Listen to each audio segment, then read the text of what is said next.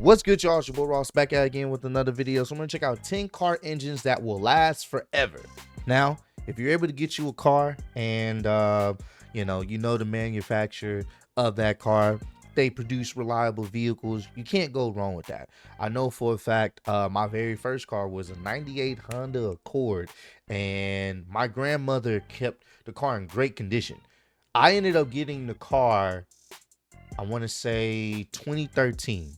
It's the year I graduated. I ended up getting the car from my grandmother, and she didn't really drive the car. It only had like 75,000 miles when I had it. Mind you, it was a 98 Honda Accord. I remember my grandma picking me up in that car, and the fact that I was able to buy it from her, and it was in fantastic condition at 78,000 miles. And then I ended up having it even longer. I think I got to like maybe 125,000 miles, and then eventually I ended up selling it off. But the fact that it lasted so well and in great condition, and Hondas, they make some cars that can last a while. So I'm very thankful for that. It's just another positive memory I have of my grandmother. Rest in peace. I love you so much, Miss Claudia Ross. And yeah, man, so hey, you can't go wrong with a good car that can last you a while as long as you take care of it. So we're gonna check out some of them that people have had cars for a while and the engines lasted quite a bit. Appreciate all the love, support y'all showing on the channel. Let's get right into it, man. Not all engines are created equal, and that's exactly why we thought today we'd lay out 10 engines that are reliable, durable, and well, essentially indestructible. Now, most of these engines might not offer pulse-pounding performance, but they make up for it with their extreme dependability. Yeah. We're kicking things off with the legendary Toyota 1UZ. Look, folks, this is an engine that both matched the Germans in engineering and surpassed them in reliability at the same damn time. And though this is a Toyota product, the 1UZ is most remembered for being put in Toyota's most upscale car at the time, the iconic Lexus LS 400. This 4-liter V8 featured a heavily reinforced block and a hefty forged steel crankshaft with 8 crankshaft counterweights, 2 more than the conventional V8 of the time. Because of this, as well as its generally incredible all-around engineering, the 1UZ was smooth. I'm not gonna lie, anytime I see any of these at the car meet, they always look clean as hell, bro. It's like a clean ass car. Like, I love seeing these in person or at car meets. They're beautiful cars, especially if you upkeep with them, like keep them up to date and keep them looking good and running well. As silk, something that Lexus emphasized with their incredible champagne glass hood balancing advertisement for the 90s. The Lexus LS 400 is designed to stir the soul, and not much else. Of course, we can also point to the 1UZ's successors, the 2UZ and the 3UZ, as also being incredibly reliable engines, because they totally are. But it was the 1UZ that started it all, and genuinely proved that Lexus was, as they say, in the relentless pursuit of perfection. But as incredible as the 1UZ is, there's no replacing the king of the V8s, the General Motors LS. Remember, this isn't a performance list, though some of the engines were offered in performance applications. This is about engines that will last forever. It just so happens that the LS V8s are capable of doing both. The LS debuted in 1997 with the then new C5 Corvette, and ever since it's been revered as one of the most trusty American engines ever made. Like ever. Thanks to the LS's trick hyperprotective pistons that allow higher in-cylinder heat and tolerance, as well as the higher flow aluminum heads and uber strong connecting rods, it'll run hundreds of thousands of miles in stock form with minimal maintenance. Yeah. And the maintenance that you do have to do will be cheap because, well, America. But even when modded, the LS with stock internals can handle double or even triple the stock output and still hold out just about as long as a stocker. From Camaros, Firebirds to Corvettes, and more. These LSs have been keeping some of your favorite cars on the road reliably for a long time. But the LS isn't the only engine that has served multiple models with unparalleled reliability, and that's because the Honda B series exists. This family of 4-cylinder engines was found in cars like the Honda Civic, CRX, and Integra from the late 80s till around 2001, and it did its job better than anyone could have asked for. The beauty in these bite-sized 4-cylinders is in their simplicity, overly beefy blocks, and well-engineered run-of-the-mill internals. And of course, the B series did oversee the change from single to double overhead cams and would eventually feature more advanced tech like Honda's legendary VTEC system, but the regular economy car B series engines were the ones that cemented Honda's bulletproof reputation when it comes to reliability. Of course, we could totally mention the other iconic Honda 4-cylinder platforms like the trusty D series and the world-beating K series, hashtag K-swap the world. But the B series came through at the right time and at the right place to earn itself a spot in the history books. And speaking of Japanese 4-cylinders from the 80s and 90s, up next, we've got a little truck engine that could, the Toyota 22R. Much like that cute little Honda B series, it's the lack of crazy out-of-the-box engineering that makes the 22R so freaking good. No special materials, no wild electronically controlled systems, and nothing you don't need. The 22R has built its reputation as a workhorse engine in its time in the Toyota Hilux, or what folks here in America cleverly called it, the Toyota pickup. You can also find it in the Toyota Cressida, 4Runner, Celica, and even the Land Cruiser. It had awesome low to mid-range pull and could punch way above its weight in utility applications. In fact, most people agreed that the only thing you need to maintain on these engines for them to run literally forever is the timing chain. And even that doesn't have to be changed for at least every 100,000 miles. Which is crazy. Go way longer. Which is crazy when you think about it, man. Like some of these engines, they may not have the performance side, but like you were saying, the reliability. It's rare that you see someone having a lot of issues with like Toyota engines or Honda engines, because they relatively make really good cars for the most part for the amount of money you're paying for it and the reliability.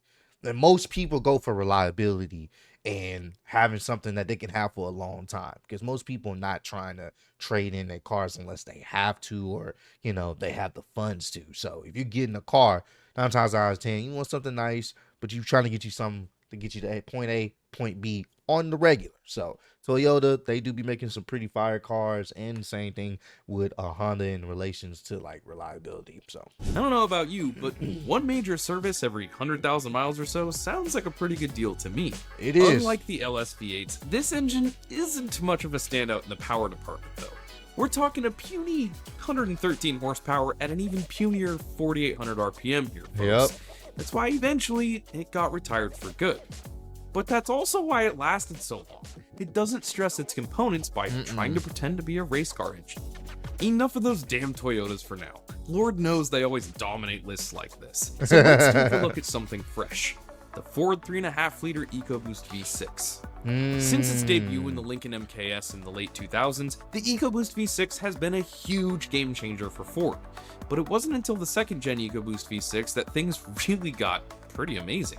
Key changes to the second-gen engine included valve train improvements, an updated turbocharger design, a new fuel system, and enhanced bottom-end durability. It can be found in stuff like the F-150, the Expedition, the Lincoln Navigator, and even Ford's most beloved supercar, the Ford GT. There's no wonder why these engines keep getting bought up by customers year after year. They're fuel efficient, make just as much power as other engines with more displacements, and they will last a long time with proper maintenance.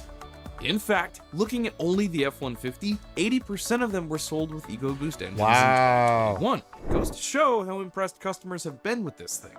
Now, sure, some owners have had some problems, but it seems like the majority of them are directly related to neglected maintenance. Yeah. Take care of your EcoBoost, and it should take. And that's what people need to understand. I was just having a conversation with someone at a car meet this past weekend, and it was like, all you got to do is just take care of the maintenance, man. People kind of neglect the maintenance. When you see something that needs to be fixed, go ahead and get it fixed.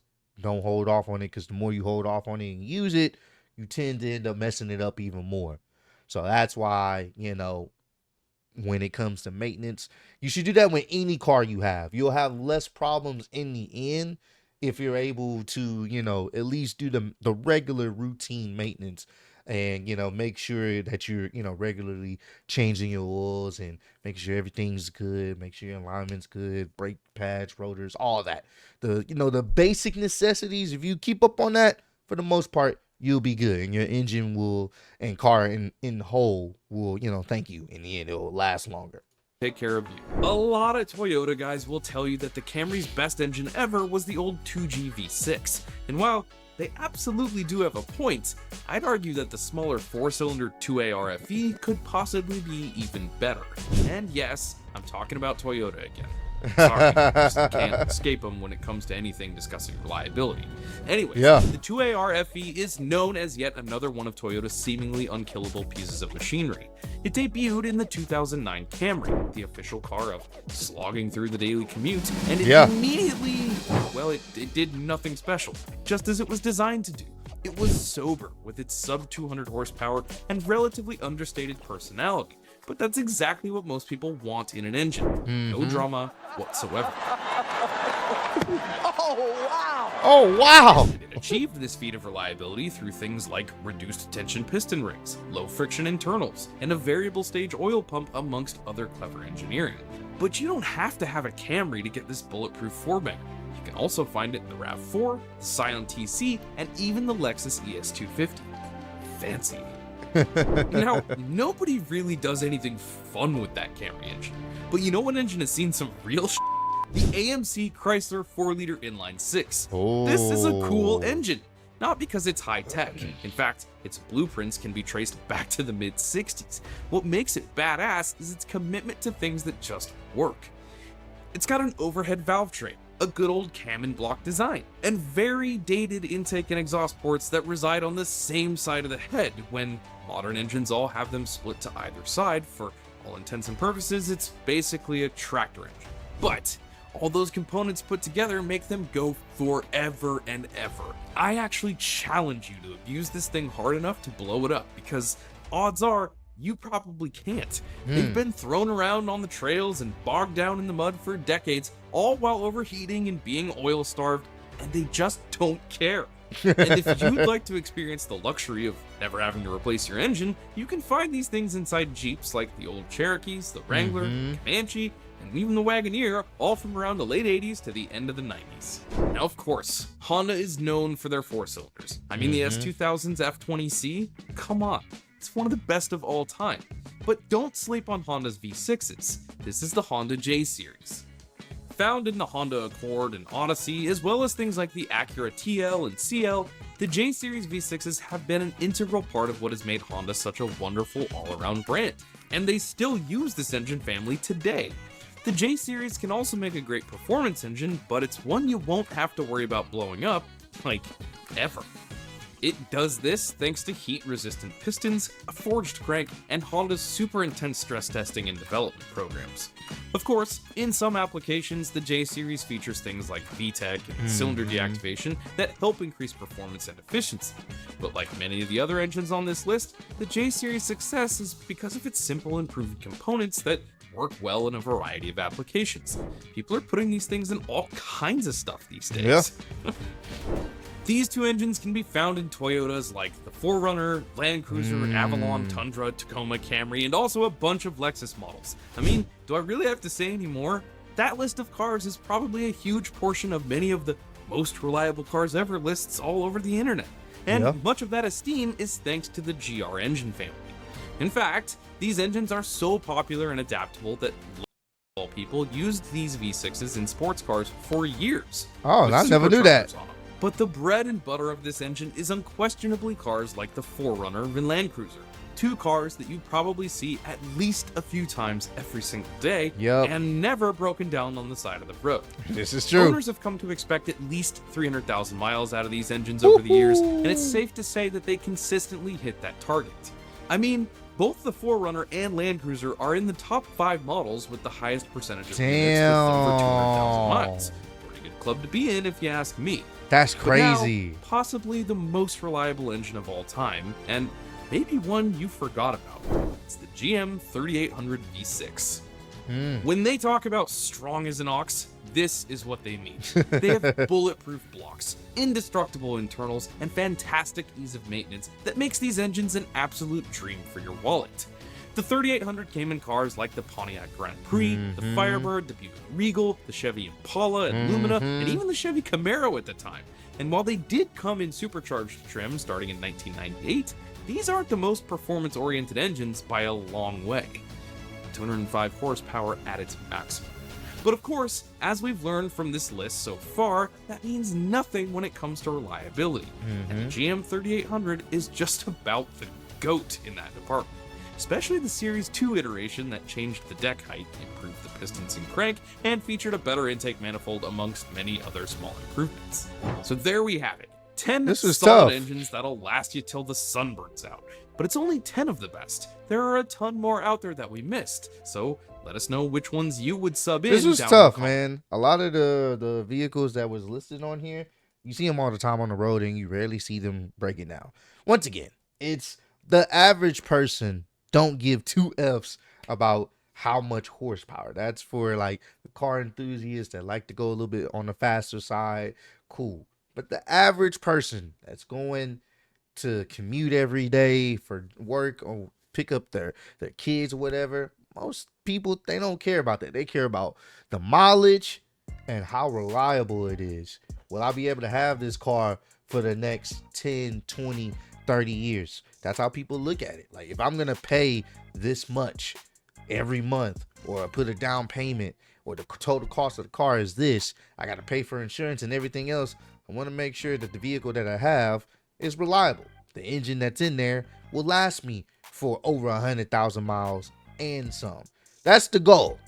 Hell, I'm gonna be trying to do that with my cars. I plan on keeping them until they don't fucking work no more. You know what I'm saying? So, you know, you want something reliable. You want something that you don't want to have to always spend so much money to fix. So comment down below. Let me know. Are some of these cars that was listed on here, do y'all have them? Like, have y'all had one in the past, or you know someone that has them? And, you know, how reliable are they, you know, in your experiences? Or maybe there was an engine that wasn't listed that you feel like should have been on this list, and you have personal experience with it being reliable on the road and having it for a while with low maintenance. But I appreciate all the love and support I've shown on the channel. Road to 10K. I'll see you on.